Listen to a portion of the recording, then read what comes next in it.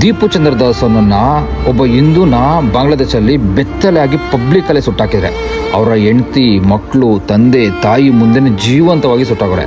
ಅವನೊಬ್ಬ ಕನ್ನಡದವನಂತಲ್ಲ, ಅವನೊಬ್ಬ ತಮಿಳನಂತಲ್ಲ, ಅವನೊಬ್ಬ ತೆಲುಗುನು ಅಂತನಲ್ಲ, ಅವನೊಬ್ಬ ಮರಾಠಿಯವನು ಅಂತನೂ ಅಲ್ಲ, ಇಲ್ಲ ಅವನೊಬ್ಬ ಬೆಂಗಾಲಿಯವನು ಅಂತನೂ ಅಲ್ಲ. ಒಬ್ಬ ಹಿಂದೂ ಅಂತ ಜೀವಂತವಾಗಿ ಸುಟ್ಟಾಕಿದೆ. ನಾವು ಇಲ್ಲಿ ಜಾತಿ ಜಾತಿ ಅಂತ ಸಾಯ್ತಾ ಇದ್ದೀವಿ. ಮೊದಲು ನಮ್ಮಲ್ಲಿ ಬದಲಾವಣೆ ಬರಬೇಕು. ಕ್ರಿಶ್ಚಿಯನಲ್ಲಿ ಯೂನಿಟ್ ಇದೆ, ಮುಸ್ಲಿಮ್ಸಲ್ಲೂ ಕೂಡ ಯೂನಿಟ್ ಇದೆ. ನಮ್ಮಲ್ಲಿ ಎಲ್ಲಿದೆ ಯೂನಿಟು?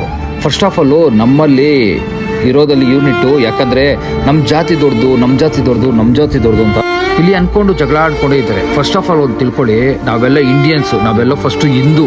ನಾವೆಲ್ಲ ಒಂದಾದರೆ ಯಾರು ನಮ್ಮನ್ನು ಮುಟ್ಟೋದು ಬಾಂಗ್ಲಾದೇಶರ್ಗೆ ಒಬ್ಬೊಬ್ಬರಿಗೂ ಹುಚ್ಚ ಉಯ್ಸಾಕ್ತೀವಿ. ಈಗ ಬಾಂಗ್ಲಾದೇಶ ಅನ್ಕೊಂಡಿರ್ಬೇಕು, ಪ್ರೌಡಾಗಿ ಅನ್ಕೊಂಡಿರ್ತಾರೆ ಒಬ್ಬ ಇಂಡಿಯಾವನ್ನ ನಾವು ಸಾಯ್ಸಾಕ್ಬಿಟ್ರಿ ಅಂತ. ಲೇ ಮಕ್ಕಳ, ನಮ್ಮವ್ರನ್ನ ಕೆಣಕ್ದವ್ರು ಇಲ್ಲೂವರೆಗೂ ಉಳ್ದವರೇ ಇಲ್ಲ. ನಾವೇನಾದ್ರೂ ತಿರುಗಿ ಬಿದ್ರೆ ಒಬ್ಬೊಬ್ಬನಿಗೂ ಇದ್ರಷ್ಟು 100 ರಿಟರ್ನ್ ಕೊಡ್ತೀವಿ. ಜೈ ಇಂಡಿಯನ್.